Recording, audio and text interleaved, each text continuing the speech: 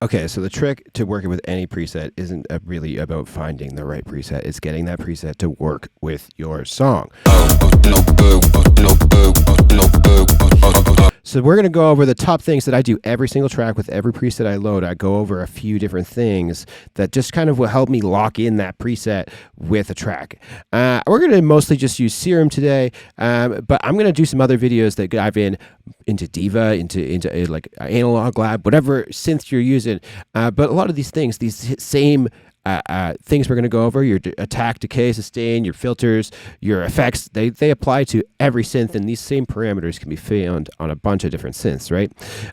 So say you have a little drum loop loaded up, and you have a little MIDI pattern going, and your preset surfing. You're going through, you're like, all right, that's good, kind of just cycling through, and I'm going to shamelessly use my CLOVERDALE'S simple yet effective Serum bass patches for today's video to kind of use as an example of like, okay, these are the few things that I'm going to do to kind of modify each time I load a new preset.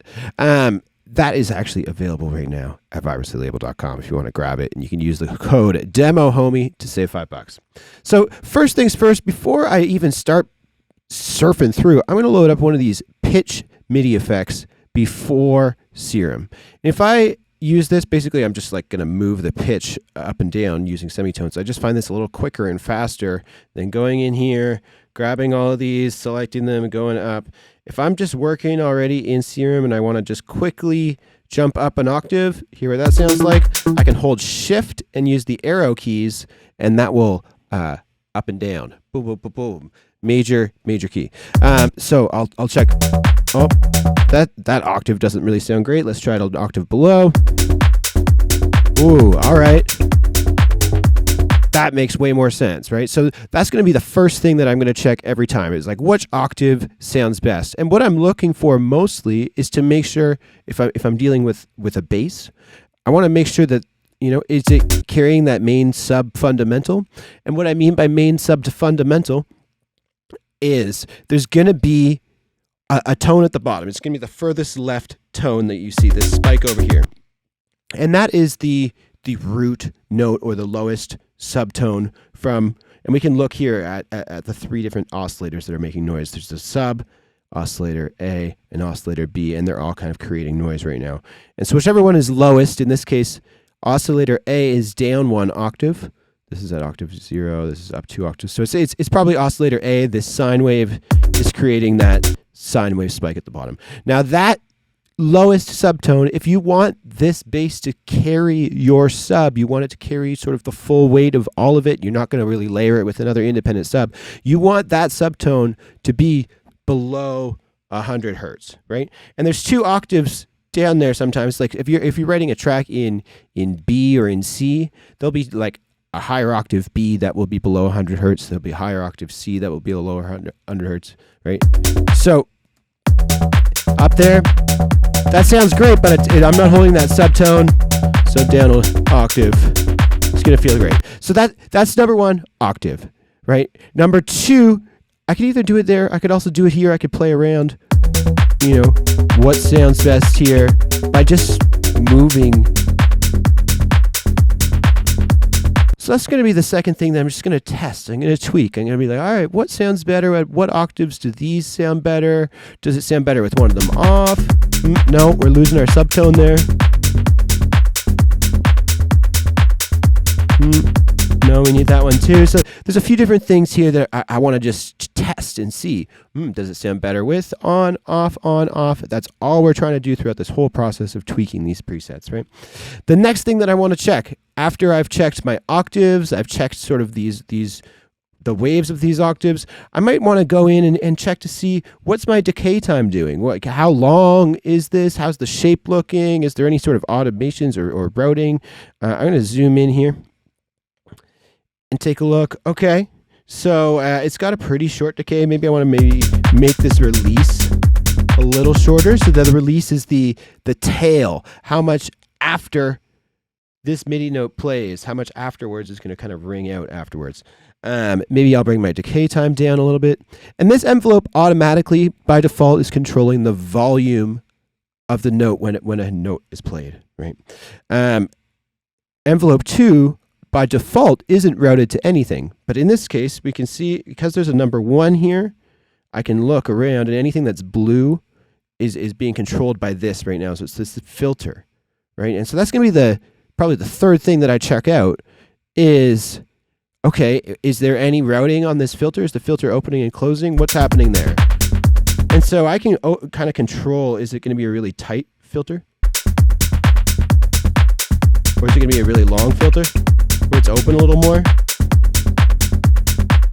And then I can also even control just opening the filter, like where does it sit? And if I want to control how much of that filter is being controlled, I'm just going to tweak that right there, right. So if I really wanted this filter to open up quite a bit, and in this case, like say one of these was a saw wave, just for sake of.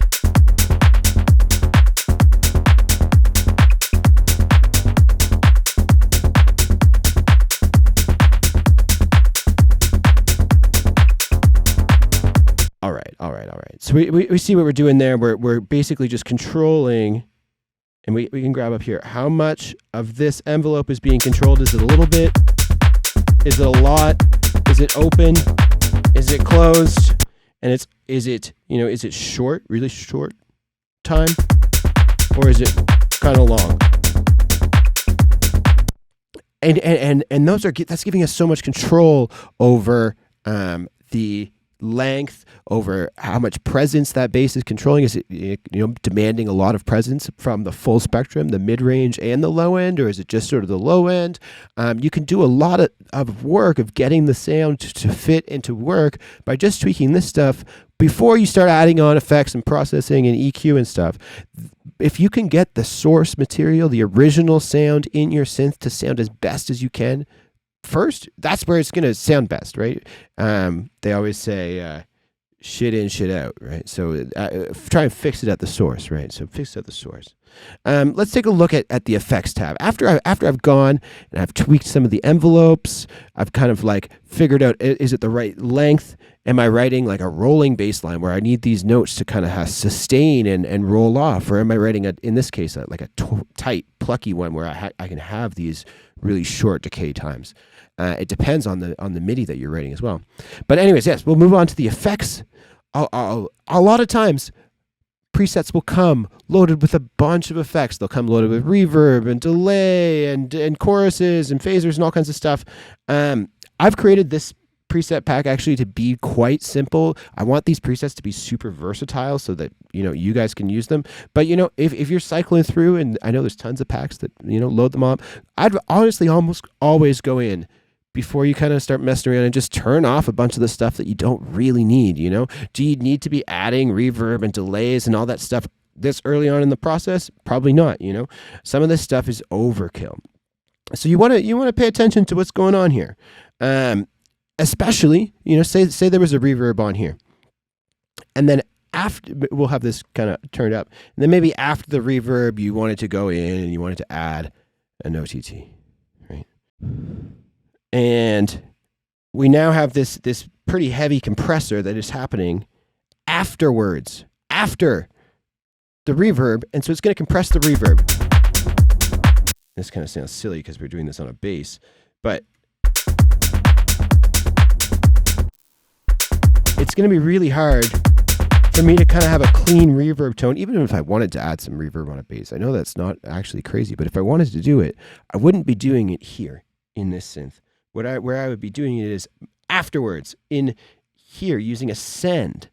I'm going to have it's not going to really affect the dry signal. It's going to be post all of these effects and all this processing. It's basically just going to add a little bit of room tone without really affecting my original signal. Right, so sends for reverb is going to be the move for sure. Okay, so let's go through it again. Right, the first things we're going to check. We're going to go octave. We're going to check the octaves of the wavetables themselves. If we want, we can cycle through a few wavetables. If we want to try and just modify a few things, we can see what's going to work. We can check to see, okay, what actually is happening with these oscillators and with these synths, right? Is one of these oscillators much louder than the other? Is one a layer? Is one not even on? So let's take a look here, and we can see here this particular preset that we have loaded up, you know, the sub level, very loud. This oscillator 1 level it's about 75% of that one. And then this oscillator is all the way down. It's not doing anything. But that's kind of odd, because I know that I could, this was, if I even tweak this, like it's changing things. And the reason that is because this right here, it says FM from B. And what this little knob here does is this allows you to morph and change this wavetable based on another sort of either algorithm or pattern or whatever, right? And in this case, this is frequency modulation, FM. And so it is modulating the frequency of this wave based on the frequency of this wave, or based on the amplitude of this wave, I think. Correct me on that in the comments. I am by no means a sound design wizard, but it doesn't really matter. What we need to do is just take these presets and get them to work in our song, right? That's all that you need to do, right? So FM from B, as I turn this knob up, you'll start to hear this wave kind of gets introduced into it.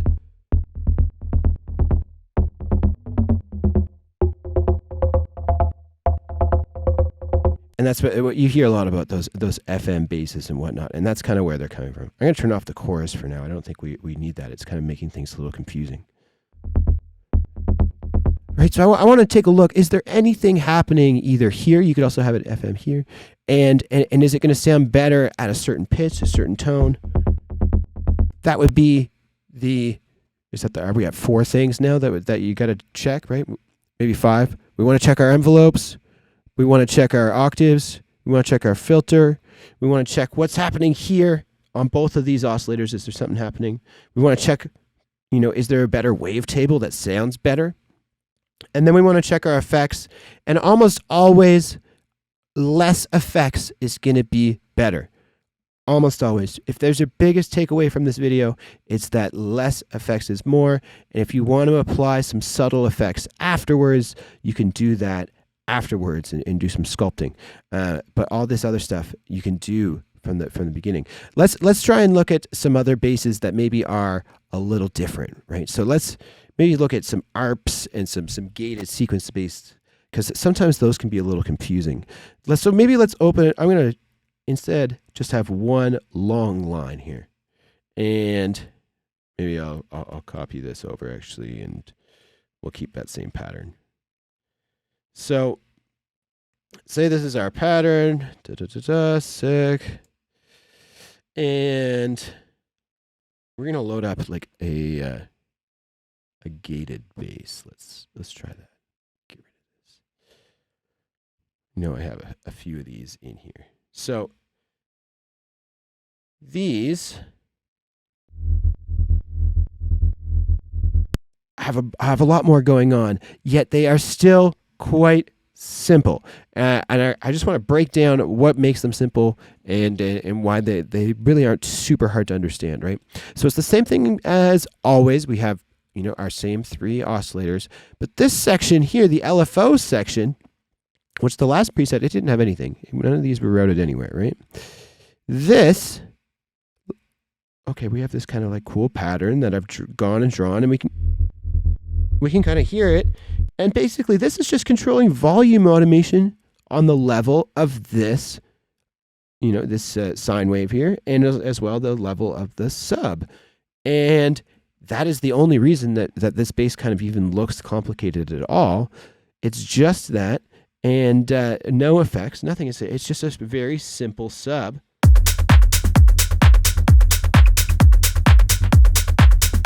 That works really well. Now, if we wanted to maybe mess around with this groove, we could. We could kind of maybe drop out a couple of these.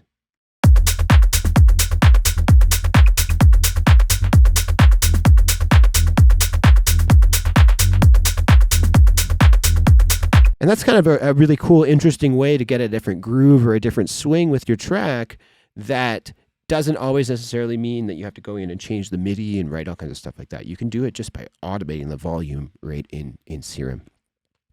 So if you load up a preset and you see lots of these LFOs being routed, just check to see, okay, where is this routed? What kind of rate? Is this happening really fast? This is the rate down here.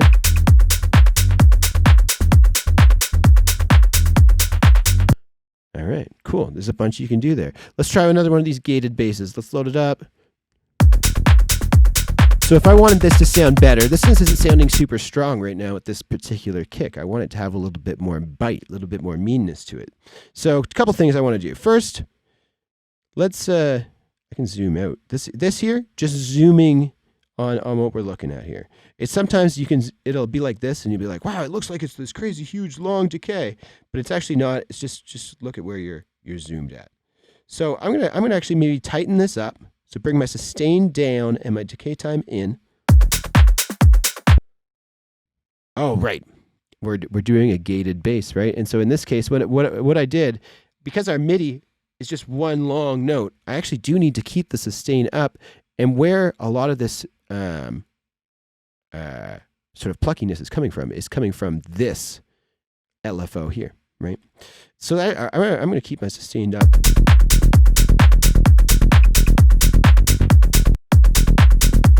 And maybe I want to make this tighter, more aggressive.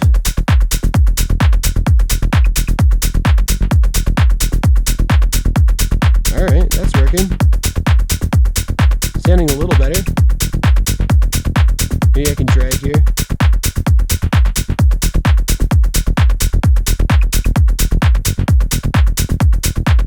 And maybe I wanted it to have even more bite. What I could do is I could drag this over onto the filter. And so now this is also controlling the filter.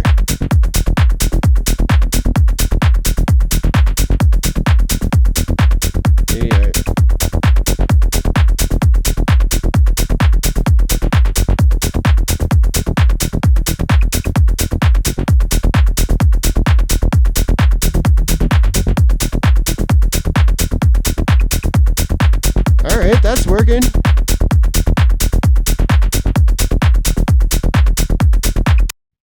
Something else to note. Okay, so here, look, it looks like the reverb is on, but it's actually not. So this isn't, there's two power switches in Serum all the time. It's kind of dumb that there is two, but there's one here and one here. So just double check that if you're confused of what's happening. Okay, I think that is, you know, the bulk of things that you're always going to want to be checking. You always want to be checking which octave is things playing at. You want to be checking which octave each oscillator is playing at. You want to be checking the envelope, your decay time, your release time, your sustain. You want to be checking where things are routed. You want to check where these LFOs are routed, what's happening there. You want to check what effects are happening. Is there a lot? Is there a little? You can kind of turn things on and off. Whoa, one last thing I do want to note. This distortion, why this is sounding really filtered out right now, and even if we open this up all the way, still kind of sounds a little filtered out. It's because this here is a filter on the distortion, and right now we have it post. So what's happening, I think by default it's off. And then pre means it's going to apply the filter and then apply the distortion. And then post means it applies the distortion and then. But we can kind of create some cool sounds using this filter. And this filter, I think, even sounds a little more gritty and analog-y because it's built into the distortion and just feels pretty good. So maybe that's another thing that we want to be messing around to kind of sculpt and morph this bass to get it to work. If you haven't already, check this preset pack out. It's available at vibrancylabel.com, and you can use the code DEMOHOMIE to save $5. There's 50 sounds, and I promise these are sounds that I've been using for the past few months, and they've been working out great in my tracks, and I really tried to make them as versatile as possible to work in as many genres and styles and sounds, especially using these techniques, just like a simple, double checking in all these little things and you'll be able to get it. All right. If you want to book a one-on-one studio session with me, you can do that. I offer project touch-up sessions. So you can send me your track and we'll work together on it live on Zoom. I can show you things that maybe I could touch up or work on, or tips to work on in future tracks, or even if you just want to call and chat and I'm there to help you, get up to speed and work on your traps and work on your tunes. You can book sessions at vibrantlabel.com again. All right. Without further ado, this has been fun. Presets. Peace.